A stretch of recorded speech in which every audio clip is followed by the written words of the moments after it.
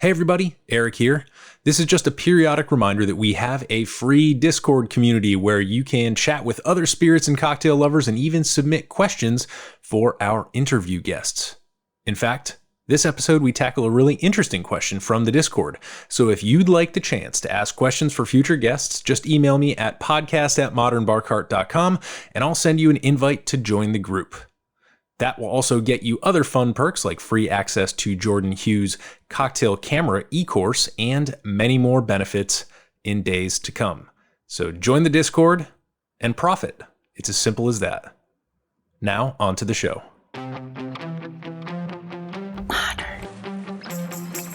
Modern.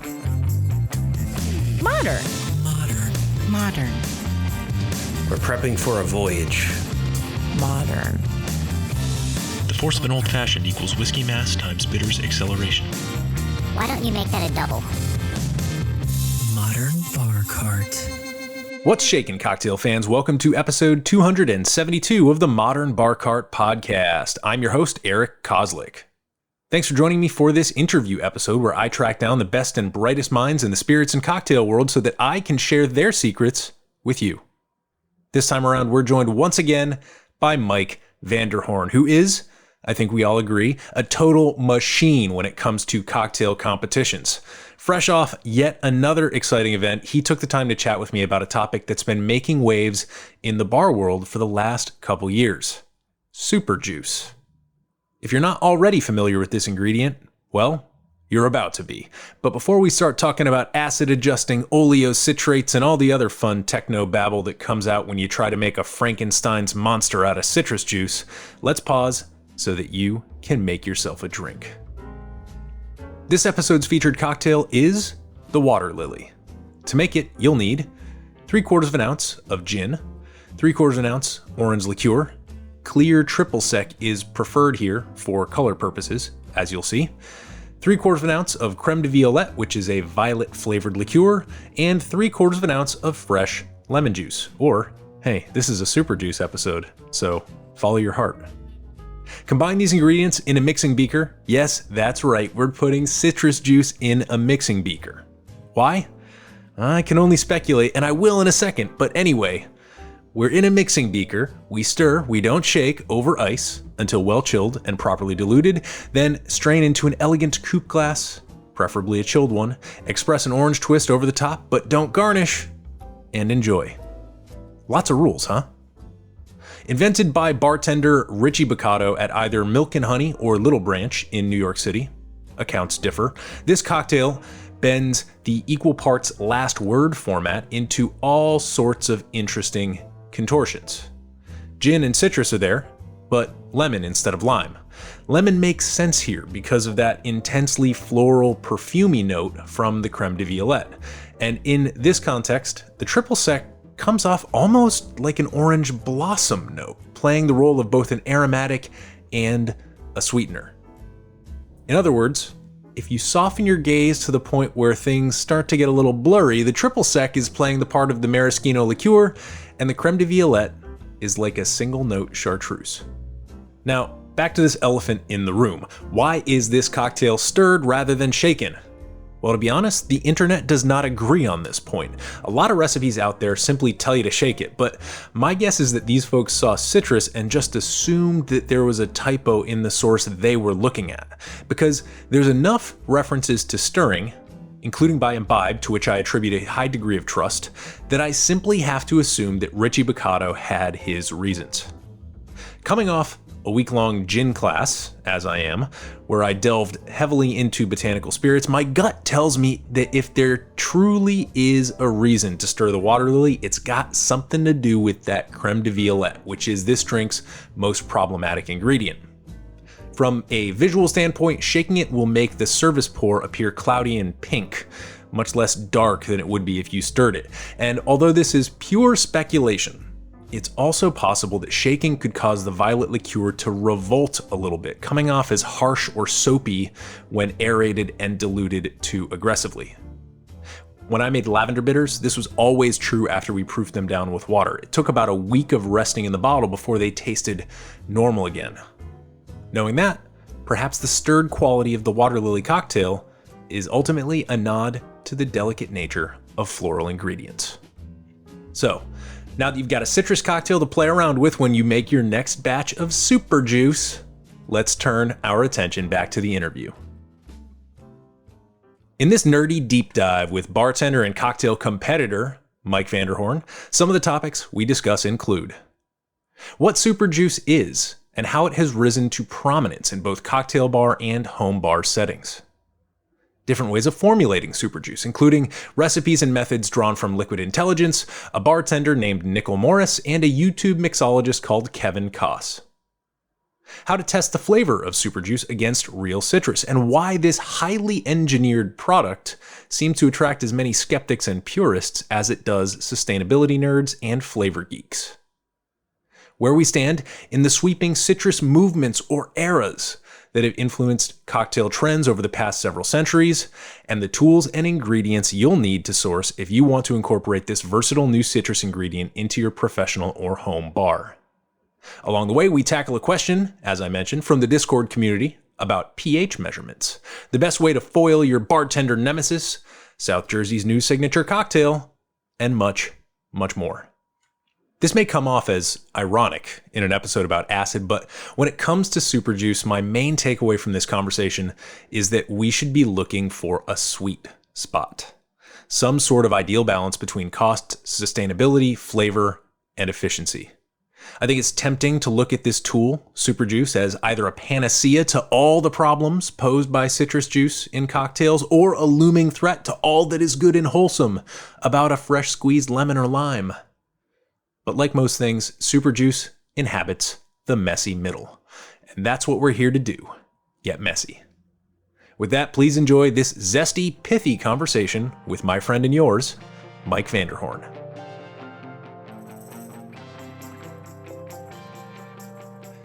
Mike Vander Horn, welcome back to the podcast. Thanks so much. I'm glad to be here.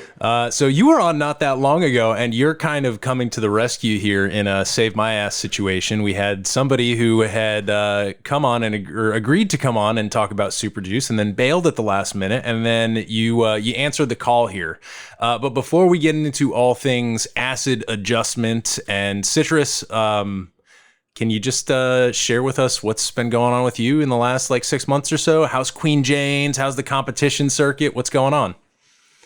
Queen Jane's is good. We rolled through summer really nicely. A week from Thursday, we're coming out with our fall winter menu, and so we're gonna have 23 new cocktails because I'm crazy, and they let me do what I want to do. And the competition stuff's been great. I just got back from Austin again for the Deep Eddy Craft the Fun competition. I didn't win, but had a great time. It was tons of fun. So that was billed appropriately. And yeah, just been kind of working and, doing my thing and gearing up for the next season of competitions, which is kind of like we're rolling into that now with Patron Perfectionist and World Class. Awesome. Hit us with some details from the Deep Eddy competition. From what I understand, that's flavored vodkas. So what was it like to use those spirits in a competition format? So it was the first competition I shared in the competition broadcast channel I created shortly after we talked last. Mm-hmm. And it was one of those ones that I entered. I'm like, okay, I got their red grapefruit expression and I made the cocktail and I shot it. And, I wasn't thinking too much of it. It felt like another competition to me. But then I tasted the cocktail and I was like, oh my God, that's so delicious. And so it's kind of helped change my mind on vodka and flavored vodkas even. It doesn't have to be complicated, but they're really tasty. So using those in a competition format has been elucidating. We tend to get hung up on certain things like vodka and craft and, fresh citrus only in cocktails. And it's hard to get away from that if we don't have an experience that changes our mind. So what were the challenges that they presented to you while you were there? Were you there just presenting your own drink, or did you actually, did you get some curveballs thrown your way? There was regional semifinals. So 24 out of 600 entries got to go to one major city. Mine was in New York, and compete against 5 others for the regional finals. And I won there. So that was my first in-person win, which was great. Nice. Felt really good. And that was a lot of fun as well. Joaquin Simo was the guest judge. And, I was kind of pretending that he was some other Joaquin that I'd never heard of when I was presenting in front of him. Sure. But no, that was really cool to meet him and meet Christine and Lynn there. And then 4 national finalists were flown out to Austin to compete, and it was a 30-minute round, which I've never experienced before in my life. But a 30-minute round, you build 3 separate drinks. It all had to be thematically linked. Like, I did a bunch of costume changes, and they had different parameters for each drink. That's crazy. So yeah, it was wild. I like that. So thematically linked. I'm glad that you did costume changes. That really brings it to the next level, because you've got a time limit, and then you've also got the sort of like the SNL component of it, where between sketches you have to go backstage and change into something else. Awesome. And for listeners, Joaquin Simo, inventor of the Naked and Famous, correct? Yeah, Yep. And the Florida Jerez, which was arguably better. Gotcha. Yeah, he's pouring ribbons, which I believe closed not too long ago, maybe in the last year or two. Pouring Ribbons closed, but that was his establishment. But yeah, he's very, very famous in the industry, very important dude, and super fun to hang out with. Nice. Well, congrats on the regional win, and sounds like a fun competition. I kind of wish we had like video of these competitions. I mean, is Deep Eddy gonna be publishing any video of this stuff, or does it just kind of happen behind closed doors and then it disappears? So, there was a photographer, there was a videographer. So I don't know. Maybe we'll see some stuff. I didn't even get to see the other competitors. That was another strange little tidbit in there. They didn't have us watch each other because they thought that there was like some level of like advantage if you went last versus first. So yeah, I didn't even get to see the other competitors. I just like got like little bits of what they were doing, saw their outfits, saw their, like, they were telling me a little bit. And the person who won, really well deserved, Ashley. She's great. She's from Charlotte. And yeah, it was such a cool experience. But yeah, I'd love to see some photos and videos. I'm sure there's some really interesting ones of me making stupid faces. Well, I'm glad that the competition circuit is going well. If our listeners want to learn more about that stuff, we should have them head over to the last interview that you conducted with us. So we'll link to that over on the show notes, all about cocktail competitions, large and small, digital and in person. But today, as I mentioned, we're here to talk about Super Juice. And so what I'm hoping you can do for us is walk us in gently, baby steps here. Let's start with the definition. What is Super Juice, and how do you use it in your bar?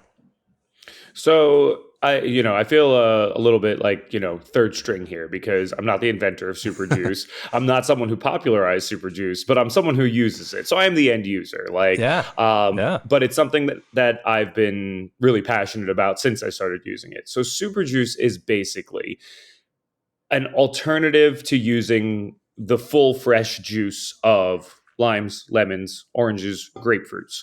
And basically, in 2015, Nickle Morris created this super juice recipe, but really it starts with an oleocitrate. We all know oleosaccharum, which is a sugar and citrus peel solution. This is using citric, malic acids in the case of lemon and lime. You add some sugar in there for oranges, and then you use some MSG and sugar with grapefruit. But basically, you peel the fruits. The recipe that I go off of now is based on 100 grams, but you can kind of multiply it up and down. You peel your citrus, and you add the citric and malic acid, sugar, MSG, and you let that sit for about an hour. And then you add a liter of water, blend that all together, and strain it into a clean container. And then whatever citrus you used, whether it was 6, 8 limes, lemons, whatever, you juice that also into the container, give it a little shake, and store it in the fridge. Nice. Yeah, so, I mean, I've dabbled in Super Juice. Obviously, for a home bar, it's one of those things where you make a batch and it lasts a long, long time. Or, I mean, it lasts as long as it lasts, because, correct me if I'm wrong, it's usually stable for a few days to, if you want to stretch it, about a week, right? Is that the prevailing wisdom? The prevailing wisdom is a little hard to follow. For me, my experiments, my side-by-sides, I've gotten up to 2 weeks, At my bar, we don't it doesn't tend to last that long because we try to prep a reasonable amount of everything and not have to waste anything, not have to, make something in the middle of service. So for, I give it about 2 weeks, and that's at home too. Like I have a batch that, I wrote on it expires 10/4. If I use that tonight, I probably won't notice too much of a difference, but at the bar, like 2 weeks would be the hard cutoff if I ever like ran that far with it, but again, this is the original method of super juice, because since then there have been other methods popularized.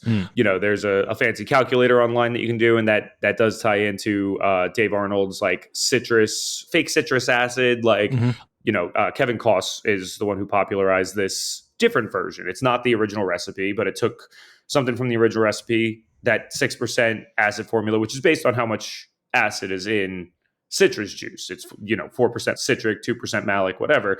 So there's a lot of science that goes along with it, but then that's a way different recipe and ratio than what Nickle Morris originally created. And doing side-by-side tests on both of them, I like Nickle Morris is way better.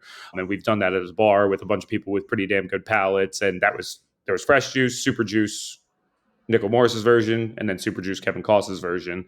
And the Nickle Morris won out over fresh juice even, but it was close. Like there were 2 people that were for the fresh juice, 3 people that were for the Nickle Morris super juice, and then the Kevin Kos was just not in there. So nobody voted for that one. And that was in a daiquiri side by side. So I've done some testing, some, blind tasting. I'm not going to say it's scientific, but definitely done some side-by-side taste tests, because I want to know what I want to make sure I'm giving the best product, even while, aiming for some sustainability. Because not only are you increasing the fridge stability of this juice, whether it's a week or 2 or whatever, you're increasing your yield by about 5 to 6 times with Nickle Morris's. So this stretches out your citrus juice, gives you the same level of acidity, and, to my palate and to a lot of other people, is the same level of flavor. Yeah, so this is interesting. I'm glad that you brought up the split tests that you ran, because I have only ever done the Kevin Kos method. And for those of you who are wondering about these names that we're dropping, essentially Kevin Kos is the YouTube guy. He dominates the YouTube algorithm. So if you search for something on YouTube or on Google and you want a DIY, you want a video for it in the cocktail space, chances are he's going to rank top 3 for it. He's been doing it for a while. He's been doing it at a high degree of, quality and production value. So he ranks well for that stuff. So that's when I decided I was going to test this. I literally just propped up my phone, look for the first one that came up. It was Kevin Kos. And so it's interesting to me that with these 2 competing recipes, you're getting different feedback from people. So maybe that was something I wasn't necessarily expecting to come out of this, but I want to dive back in on that. But first I want to just come at this from maybe an even blunter angle than we have been thus far, and just saying wow, okay, we've got fresh citrus juice, which kind of kicked off the cocktail renaissance, right? We've got DeGroff using this stuff in the Rainbow Room in the 90s, and then it kind of proliferates and gets underground popular, then above ground popular from there. Now we've got super juice. Well, what's super about it? Well, you just referenced yields, right? So up to 5 to 6 times more. Citrus, if you break down, you're a bartender at an actual professional bar, so you have to do what's called costing drinks, right? So when you're costing drinks, how much does super juice drop your expense by? So I mean, I'd say 5 to 6 times, right? Like if you're increasing your yield of juice, and again, are we talking dollars per cocktail? No, but we're talking, needing to order citrus less frequently and, having more on hand with super juice. I like that you talked about, the emergence of fresh citrus, because I think that's where a lot of people get hung up. I mentioned in the intro talking about, vodka and flavored vodkas, relics of the 90s before fresh juice became popular. I feel like it's really hard to, objectively evaluate super juice in the context of what is a pillar of what craft has become. And so before we talk about saving money, before we talk about sustainability, before we talk about all that, we have to ask ourselves, is it worth it for tasting? Does it taste the same? Does it taste quote unquote better or quote unquote worse. And I think it depends on who you talk to and also whose recipe you used. When I first started making super juice and I was like going hard about it as soon as I tried it, I was using Kevin Kos's recipe and I was like, oh crap, yeah, like this is I would say I felt like it was nearly as good. And this was with a blind taste test, but it was a little bit smaller scale. I was still a home bartender at that point, so like I wasn't using it in a bar program, but when I started at the bar, we started with super juice and we started with Kevin Kos's method. And then it wasn't until somebody asked me a question that I didn't have an answer to. And I'm not remembering what it was. Something sparked me going back to the original Nickle Morris video that I saw because I'd seen that months before and realizing that Kevin Kos was not using Nickle Morris's ratios. And like, you know, he had an explanation for it and that's fine. I agree. Kevin Kos is really, really engaging YouTube personality for sure. But when it comes to the super juice, you know, he's put this calculator up and that's where most people know about it, have heard about it. And if you Google it, that's what comes up. You know, I've done enough testing that I feel confident in saying that this original recipe and whatever the science is, you know, there's malic acid in with the lemon in Nickle Morris's recipe. You know, the argument can be made that there's not a whole lot of malic acid in lemons, blah, blah, blah. Like, I'm not trying to, you know, I'm not doing this like, okay, I'm going to use 2 grams less of this or 4 grams more of this. Like, I just tried another recipe. I'm just following recipes. And this recipe definitely tastes better and feels better to me in a cocktail than the original one did. And that was already pretty good, you know? And so I've made a big point when I do talk about super juice to, you know, it doesn't, you know, if you're using it and you're willing to challenge that dogma feels like a strong word, but I'm going to use it, the dogma of fresh citrus, like, you know, you know, that is where like the fact that you're using it and willing to experiment and willing to try it is, you know, that's a huge step forward for saving citrus and using less citrus and being more sustainable. And there's plenty of like, you know, bar programs across the country that are utilizing super juice, you know, and making slamming cocktails. You know, I have plenty of bars around me that even though it's not a craft centric area, they're using fresh juice and I'm sure they make great cocktails. But, you know, people are coming in and they drink at these places and then they have a cocktail by me and they're like, whoa, this is amazing. Like, it's not because of the super juice, but in spite of it, you know? Interesting. I got 2 thoughts kind of going in slightly different directions. One of them is kind of a dead end. So we'll use that one first and then we'll back out and we'll try and go from there. My sort of overall dead end observation is that we're sort of in what I guess it's gotta be, what do we want to call it? Maybe the 4th movement or the 4th era of citrus. Because if you go way, way back in time, you know, we've got milk punches, we've got punches regular, and then we've got the golden age of cocktails in the 1800s, early 1900s. This was all fresh. Then we kind of enter a dark age, right? Enter Rose's lime juice, not Rose's lime cordial, which actually used to be like the real deal. But then we've got like sort of the non-fresh citrus in the mid 20th century. That's phase 2. Then we've got cocktail renaissance phase 3. And now, you know, with super juice, I think we're looking more at like a 4th phase or 4th movement of this. So I want people to be aware of like the ebbs and flows of this, if that makes any sense. There is a certain amount of ebbing and flowing. And I think what we're trying to calibrate toward is something that gets the best of all the movements, right? Some of the yields that allow us to kind of save money and also kind of nod to the privilege of fresh citrus, because, you know, in the cocktail renaissance, really, you have to go to our past guest, Ryan Chaithiawardena, in his work over at, I believe it was White Lion or Dandelion, where they first started really saying like, no, we're not using fresh citrus. We're doing all of our stuff with, you know, the acid equivalents of it, and kind of nodding to the privilege of like, yeah, to get a lime over to England takes a lot. And that's where punch and, you know, all these, the original cocktails came from. They still used fresh citrus, but that's why they were such an extravagance in the day and age where they, you know, first got popular. Now, perhaps less of an extravagance. And we've got these global market forces that allow us to take zillions of limes and put them on a boat and spray them with some gas that keeps them from, you know, going bad and get them on a supermarket and distributor shelves. But yeah, that's maybe not the most sustainable way of going at it. So I just want to point out to folks that this is something that ebbs and flows, and we are trying to eventually find our way to, you know, what works best for our bar, for our context, that allows us to get the best of the worlds that we want to get the best of. For some people, yeah, it's always going to be fresh citrus, and that's fine. But, you know, there's also sustainability and economic stuff to take into account. Now, I want to see if we can dig into this this dueling super juice recipe thing. If you had to explain simply from a flavor perspective the difference between the Nickle Morris version and the Kevin Kos version, because it would be sort of asinine for us to just like spit numbers at people in a podcast format. What's the big overall difference? Because I agree with your evaluation of the Kevin Kos recipe, because when I tasted it, I was like, good, not great. Right. Yeah. And so it just comes down to ratios.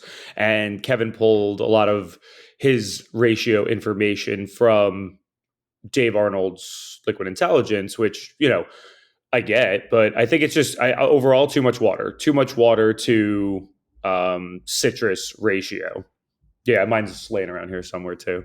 You know, too much water to the other ingredients, and I think that's the only failing of it. And I think that, you know, and again, that his definitely increases yield by 8. We're looking at 5 or 6, you know, for the Nickle Morris method, and I think that in itself is what helps. You know, and I've also, like, when it comes to super juice, and again, I have had some comments that I'm not going to say I notice, and I'm not I don't have the best palate in the world. Like, I drink coffee, I vape, there's all these things that I do that keep my palate in not tip top shape. But, you know, one person says that it feels a little oily. Now, is that because they know we're pulling the oil out of the citrus peel? And that's, you know, like, there's so much when you're doing a test like that, like, depending on your information, unless you're pulling in 5-10 random people that don't know what's going on and just being like, hey, which one of these do you prefer? Like, there's so much preconceived notion about what you're going into. And for me, I also have it.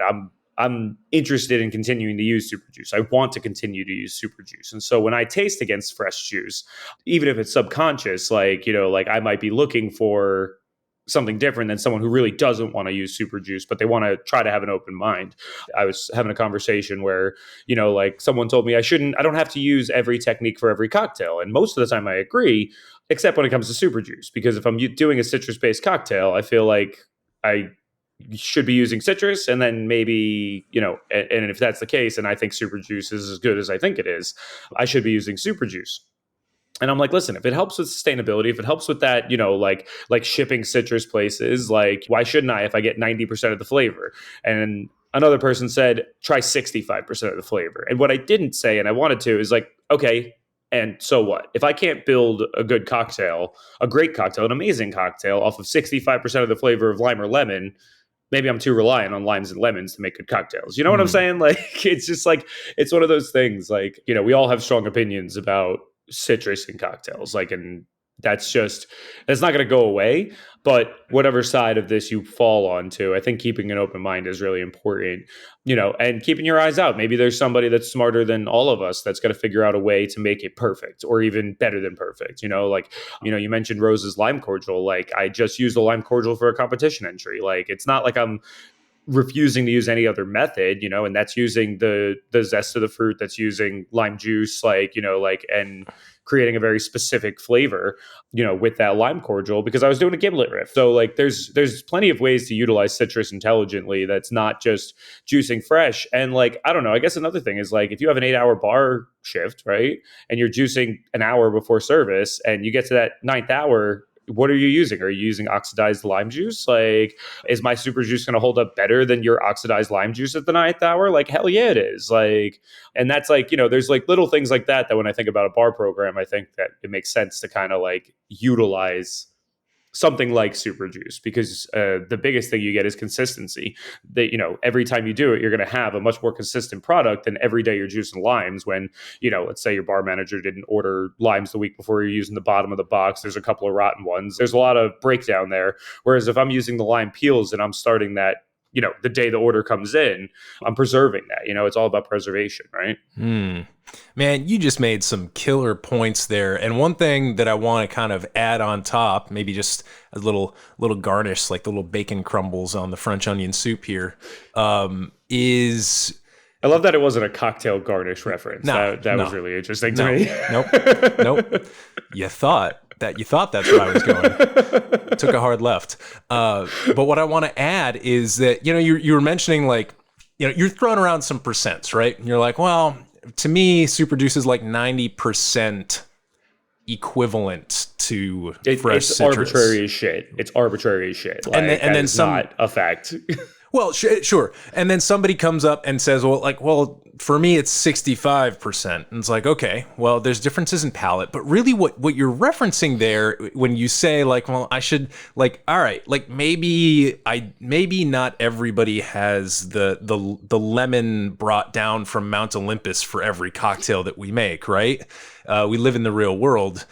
And your point that like I should be able to make a good drink with something that might not be the best of all possible worlds acid makes me think of taste versus flavor, right? When we're making a cocktail, the first priority is to balance tastes, right? You're balancing sweet, sour, and boozy, essentially, if we're making a sour cocktail. And really that's all we're talking about in this episode. So we're balancing sweet, sour, boozy, maybe a little bit of bitter thrown in there.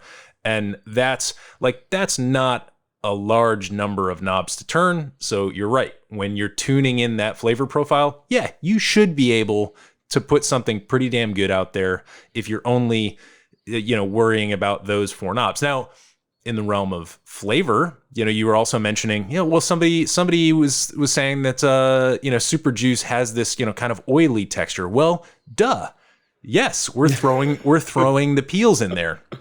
But yet, that also makes me think when, like, we have certain assumptions around the way that a bar works, right? When de Graaf was starting to use this, he was probably, when he was playing around with it in the early days, probably throwing it in a citrus press. And what do you get in a citrus press? You're also expressing those oils manually in with the citrus juice. So I think it's he was probably juicing a la minute as well. Right. Like I don't think he was batching up a bunch of lime juice in a container to store in the fridge. Like probably not in those early days. Yeah. I'm sure it got there, right? So there are even certain assumptions when it comes to workflow, right? And so you're right. I think it's important to be rigorous with this stuff because once you really dig in, once you start kind of almost like pushing back on those skeptics, I think what becomes evident to me anyway is like, whoa, there is a great diversity of possible citrus experiences we can have. And I think what Super Juice is great at is kind of knocking off some of those problematic, spiky issues with them.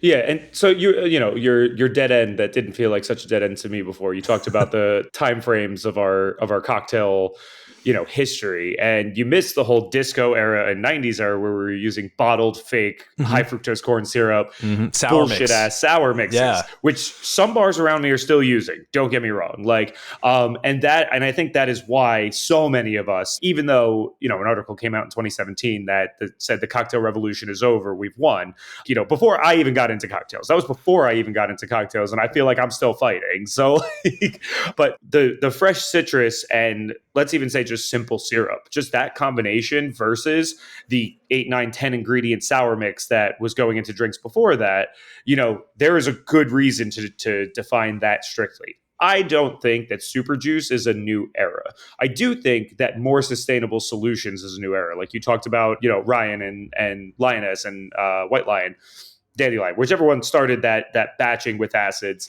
You talk about Paradiso, they don't, not using ice at all, like in service. Like, there are so many ways to come at great cocktails. Dave Arnold's citrus replacement. I mean, there's so many ways to come at, and that's really a good word for it, or a good term for it, I think, is citrus replacement. Like trying to get away from the citrus addiction, because these things do only grow in tropical climates, or like specific climates, not even tropical, but specific climates. You grow a lemon tree and maybe in a few years you got 4 or 5, like easy enough to go through in a night at home. So there are a lot of different ways to go about this.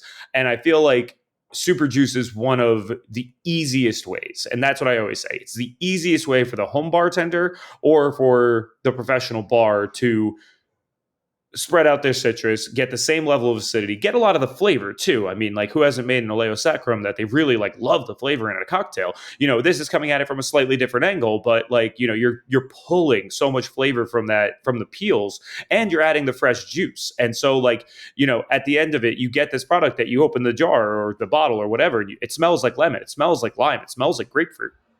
And like, yeah, at some point, your 100% flavor of super juice starts to decline, but it's at such a later point in the graph than when your fresh citrus starts to decline, and especially with lime juice. And I think we wanted to talk about this too, but like, breaking it down, citrus all has succinic acid in it.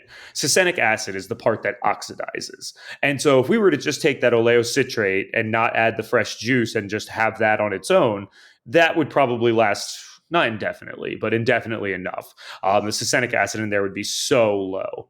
In your super juice, you're adding the fresh juice, which has that succinic acid, which is 8 hours for limes, a day for lemon, maybe 2 days for orange or grapefruit juice before it starts to really oxidize and you start to lose flavor. So like, that succinic acid going into the super juice is what makes it lose flavor in a week or 2. And so, you said about a week, I said about 2 weeks. It really does depend on which super juice you're talking about. Lime juice, I'd say, is probably the most delicate, as fresh lime is the most delicate, followed by lemon, followed by grapefruit and orange. My grapefruit might last a full 2 weeks. My lime might last a week, and then it starts to taste like a little like, I don't know about all that. For me, my bar is open 4 days a week. I do it Wednesday or Thursday. We're done Sunday. I'm already cycling in fresh super juice. But at home, yeah, definitely, I'm going to make a cocktail tonight. I'll let you know how it goes with this super juice that expired on the 4th, allegedly. And, maybe I'll say, it was a little flat because it's that lime super juice. It's that, it's gotten to the point where it's oxidized and has lost some of its flavor because of it, just like vermouth or sherry or wine. Like, oxidation is the enemy of freshness, and, super juice is just prolonging the process, not eliminating it. Sure. So a lot of our listeners are pros like you, but a lot are also home bartenders. And we've got one question from the Discord that I want to toss your way. But before we get to that question, I'm hoping that you and I might tag team just the list of tools and materials that somebody who wants to incorporate this in a home bar format would need to gather up and put together before setting into to make the super juice. So for me, I mean, like, I'm thinking ingredients. I'll hit the ingredients and then maybe you can speak to the tools because you've done more reps than I have. But ingredients, obviously, you want to pick the super juice that you're going to make. So you can make, as you mentioned, lemon, lime, grapefruit, orange. Orange is really not orange. It's acid adjusted orange. So I tend not to think of orange too. Not if you follow Nickle Morris's recipe. Oh, there's a regular orange, non-acid adjusted. Okay. Yeah. So if you're making, and so the reason you do that was maybe be like orange crushes, I'm guessing. Yeah, I mean, if you want to make a screwdriver, I don't know who does, but orange is definitely the one that I don't use. I don't really use orange juice in cocktails hardly at all. So. Garibaldi's maybe. Yeah. So limited use case for orange, so you can make it, but so you're essentially picking lemon, lime, grapefruit. You go and you source what I would call like a handful of those at the store. You don't need a ton, but maybe, half a dozen lemons or limes, maybe 3 grapefruits or something like that. You can make like a reasonably good size batch of super juice with just a handful of citrus.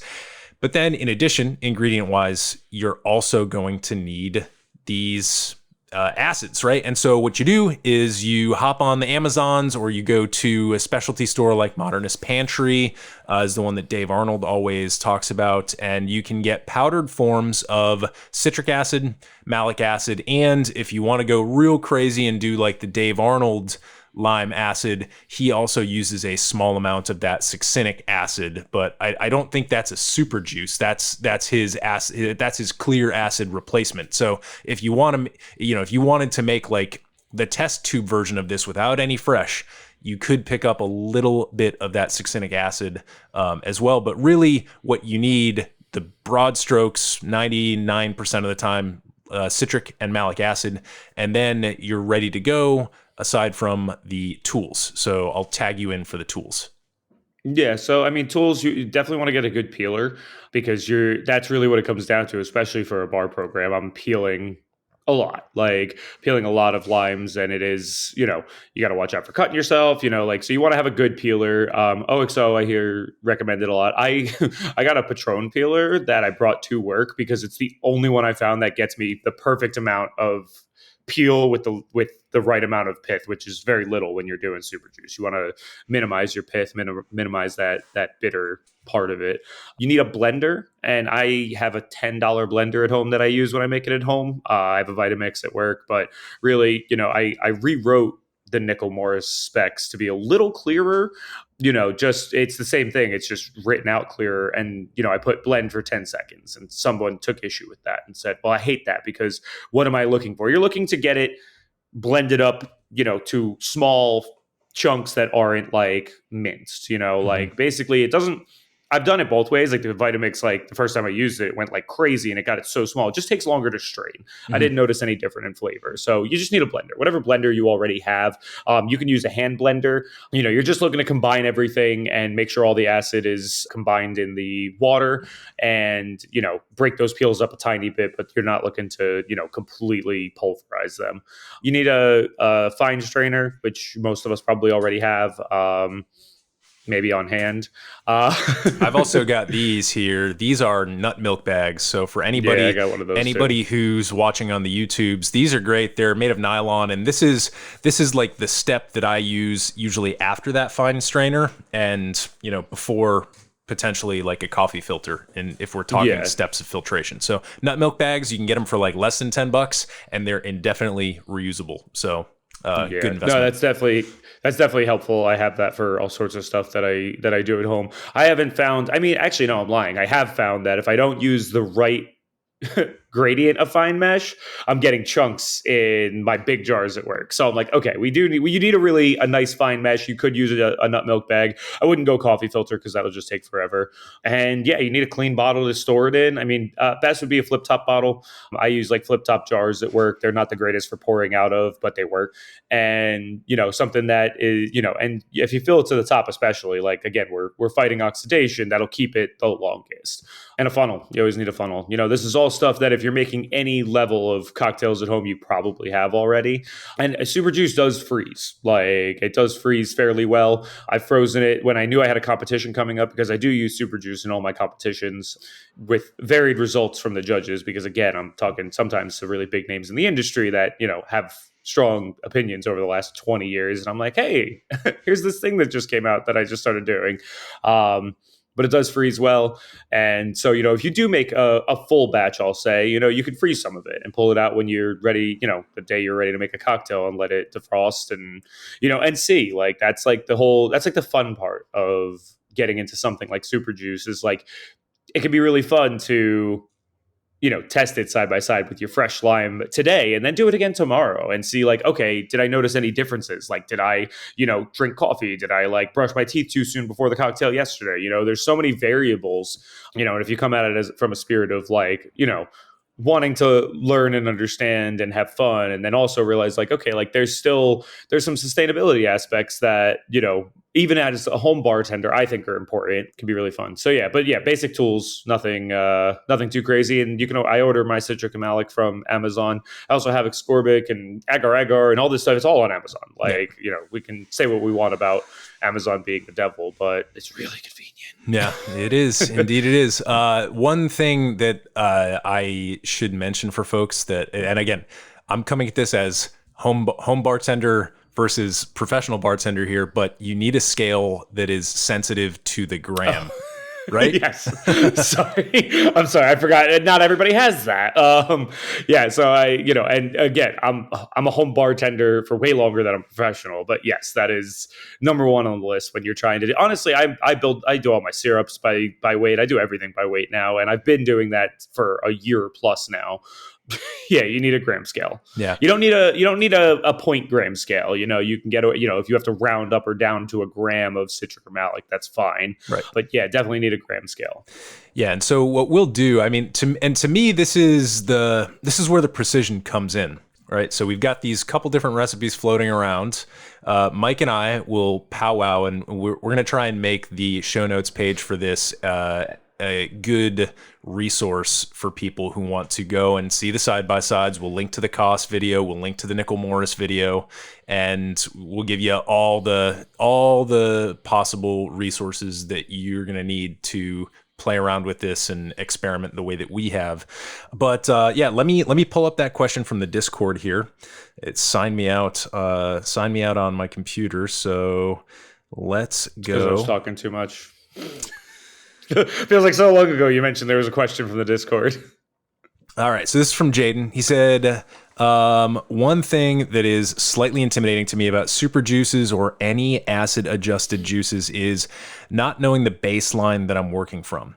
If I juice 3 different oranges at 3 different times in the year, I don't imagine the juice will all be the same, not to mention the different types of oranges. So if an acid-adjusted orange juice calls for some quantity of orange juice and acid, it will yield different results, even though they'll all be acidic orange juice or just orange juice if we're following the Nickle Morris thing.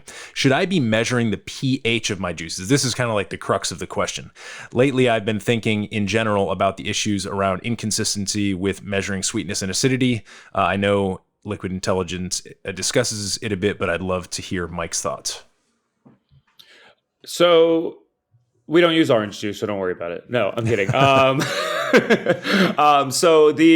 my God, I wanted to quote this book name and I'm not remembering it. It's flying out of my head. The new Tiki book. God, I listen to like at least 2 podcasts with these guys on there and all of it has flown out of my head. But talks a lot about acid adjusting, right? And measuring pH. And we'll have to link that. The guys from New York. Yes. Yeah, Wow.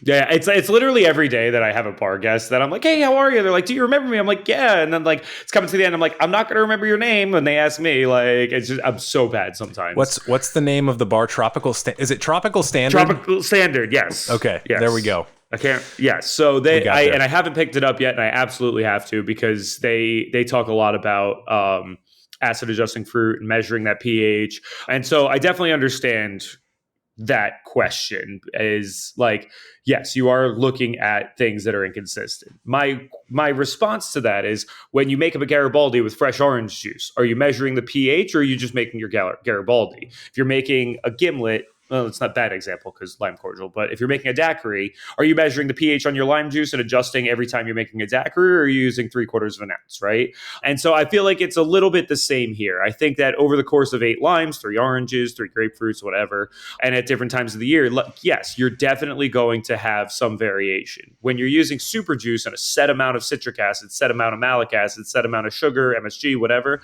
it's going to be more consistent than the juice you're using for your cocktails anyway. Now, I'm not saying you shouldn't measure the pH of your juice and really get down into those like nitty gritty details if you want to.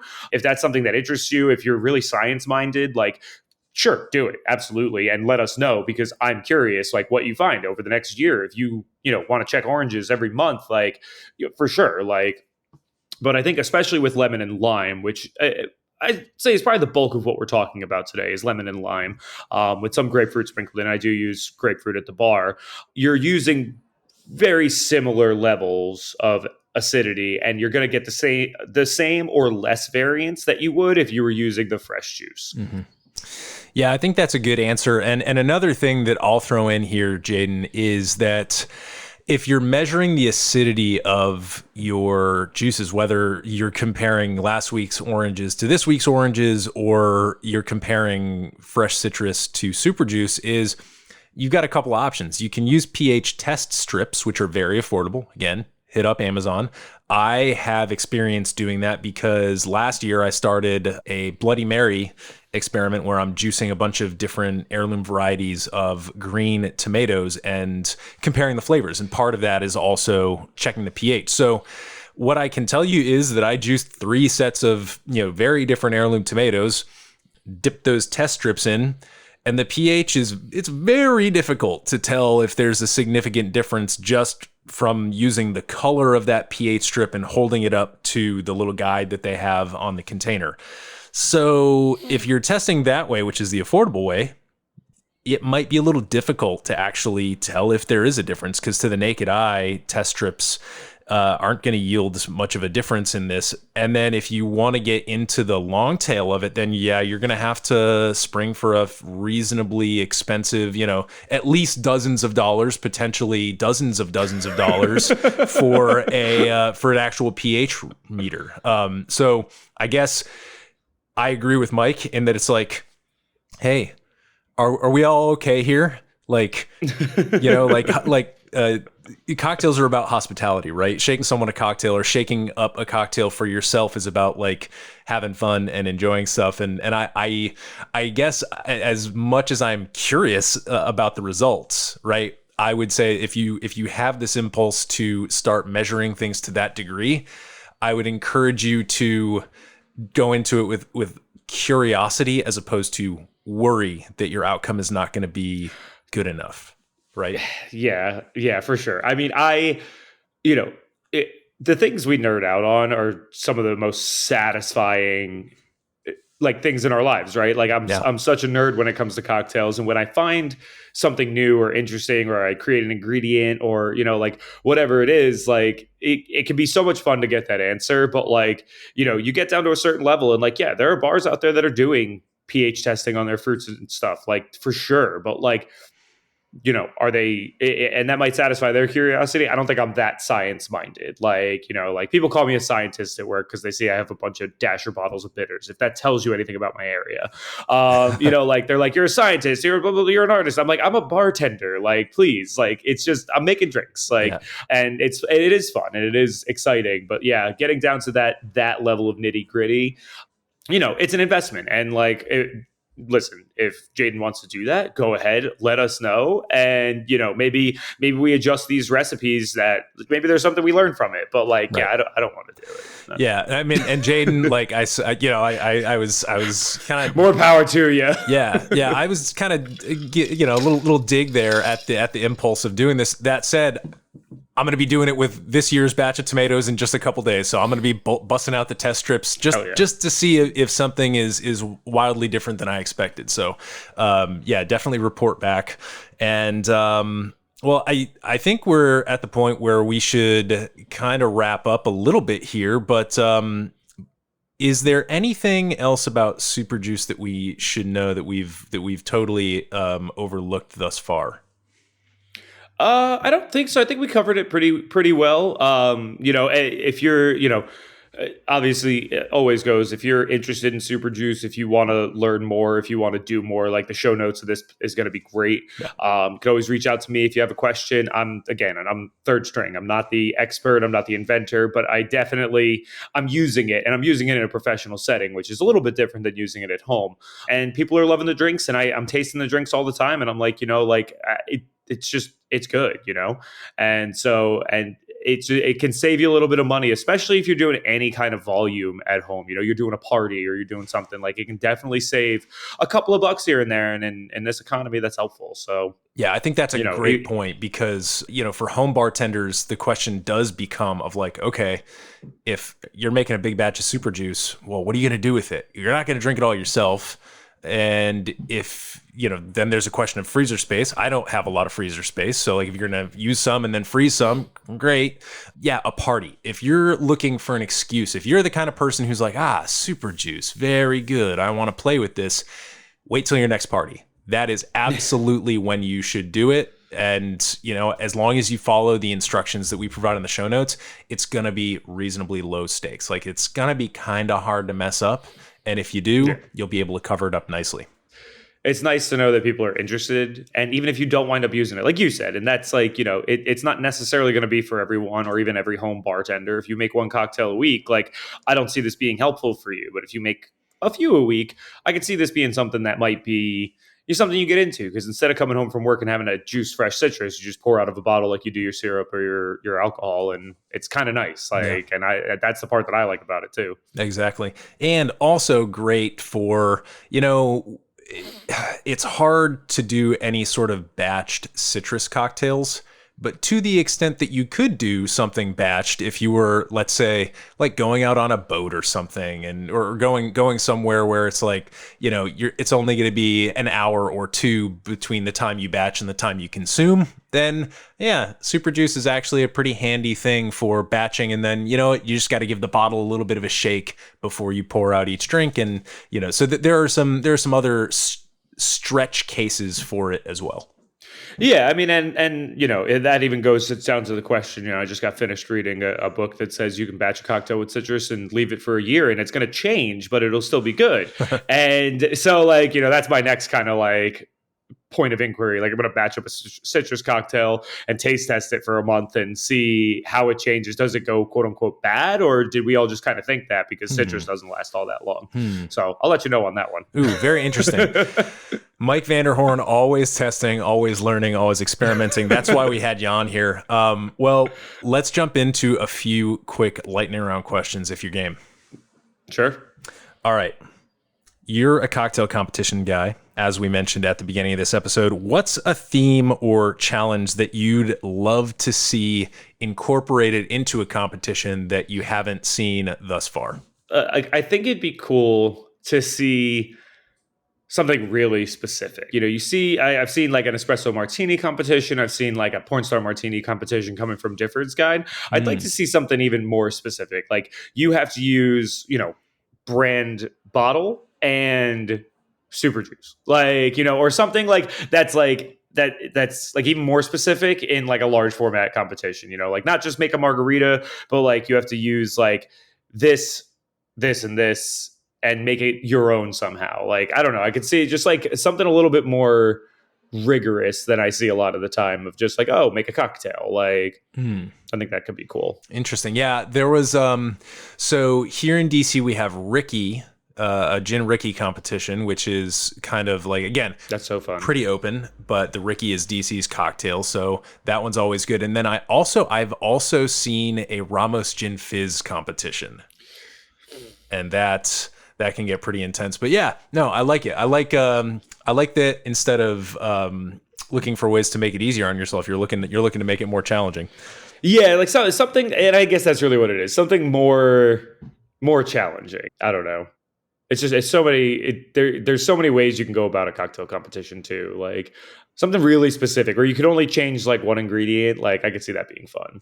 I'd love to see like a margarita competition where they have to pick a very specific margarita recipe and like defend their recipe, because you could almost do like a Sweet 16 bracket with margarita recipes. Like, if you go all the way back to the original like Daisy, the original tequila Daisy, and then go all the way through like sidecar, then you got the 3 or 4 different recipes up until the Cadillac margarita, then you get the Cadillac margarita, then you get the Tommy's margarita, and then somebody comes in with a ranch water. I'd love to see something like that.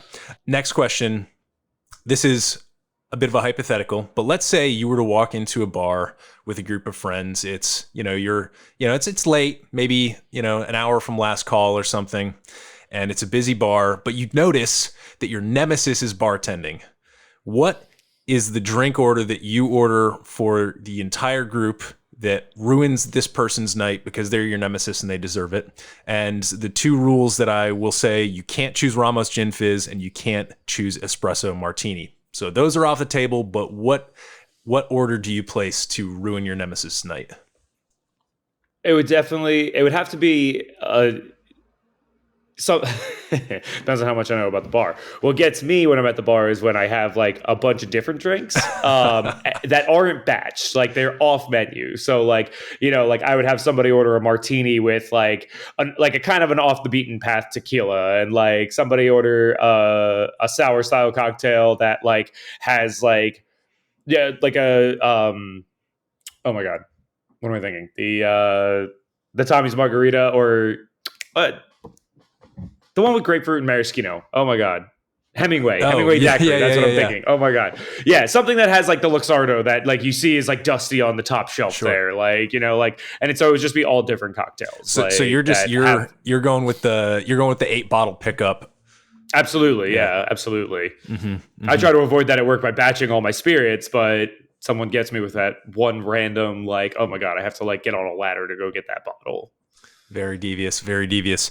What is a cocktail ingredient that you don't have access to either in New Jersey, potentially based on the way like distribution works, but New Jersey's pretty good with that, I guess, or in the US at large that you wish that was more available? And let's put chartreuse off the table because we're all sad about how difficult that is to source. But what's an ingredient you wish you had better access to? Don't mean to make people in control states feel bad, but there's not too much that I can't get my hands on. Like, it would definitely be like, some of those like other types of citruses or like weird fruits that like I hear about but haven't tried yet. Like I would say like 5 years ago, probably yuzu, but now there's like so many yuzu. I have a yuzu liqueur. I've got a yuzu concentrate. Like, like there's a yuzu super juice like marketed out there. Like, like there's so many like yuzu things because it got popular. But yeah, it would definitely have to be something like fresh pandan. I've been to 2 Asian markets. I can't find fresh pandan. So that might be a good one where like, I'd be like, I'd really like to have that, but it's not readily available. That's a good point. Yeah, no, it's fresh is smart. Like even if you think about passion fruit, we've got chinola. Chinola liqueur is excellent for, passion fruit flavor, and you can get concentrates all over the place. Yeah, it definitely I like Gifar. Last question here. Gun to your head. You have 10 minutes to design a signature cocktail for South Jersey. Go. With what I have on hand, or like what you choose anything. The rules. Yeah. So I've been talking a lot about Danny Childs and his new book, Slow Drinks. So he's got a winter Amaro. I think it's the winter one that uses like the like pine tips from the pine barrens, and I would definitely want to include that.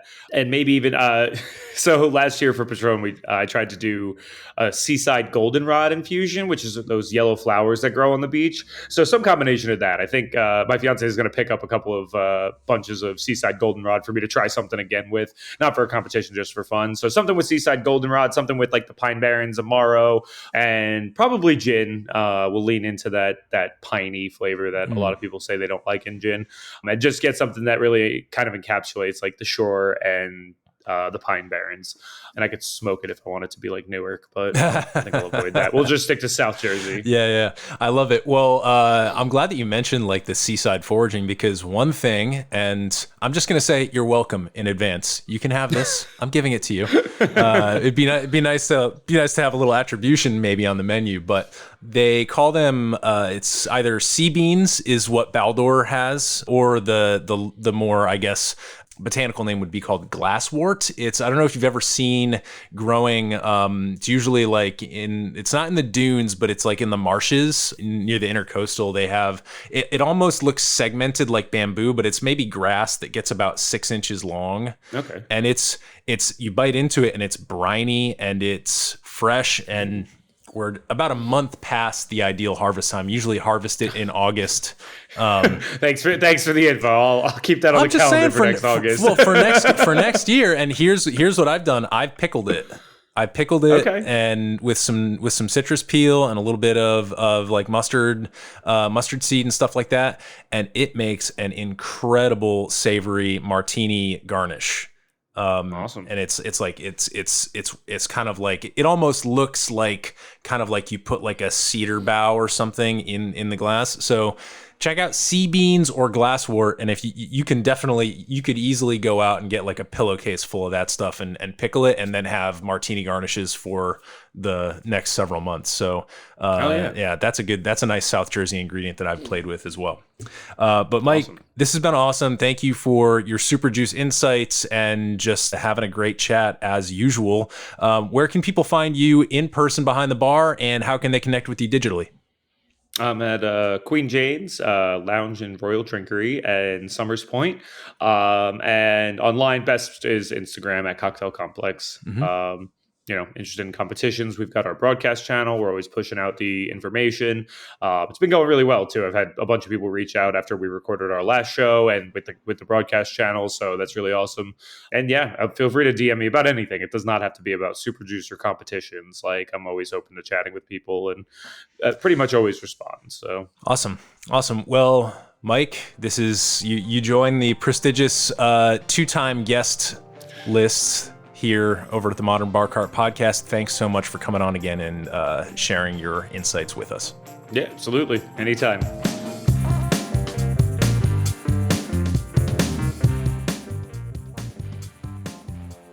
Hey everybody, thanks for listening. If you enjoyed this episode, there's 2 big things you can do for us here at Modern Bar Cart. One would be to tell your friends and family if you think they'd enjoy listening to us talk about cocktails.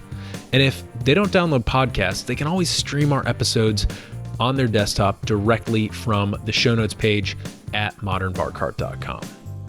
The other thing you can do to help would be to head on over to iTunes or wherever you download your podcasts and leave us a review. 5 stars are great, but we're more interested in your feedback. And the beauty is, the more reviews we have, the easier it will be for other folks out there to learn about our show. We're trying to start a cocktail revolution here, and by spreading the word, you're helping us fight the good fight.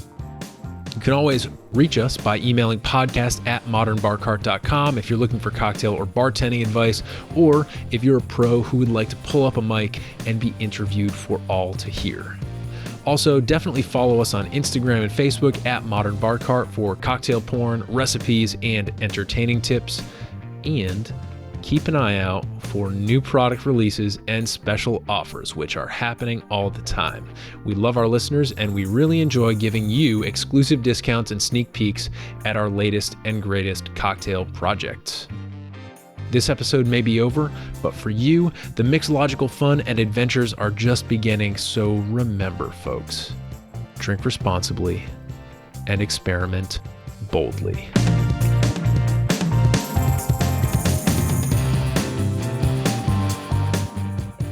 This episode was made possible with editing and sound design by Samantha Reed, Super Juice Insights courtesy of Mike Vander Horn, and a little bit of interview magic by yours truly. This has been a publication of the Modern Bar Cart Podcast, copyright 2023.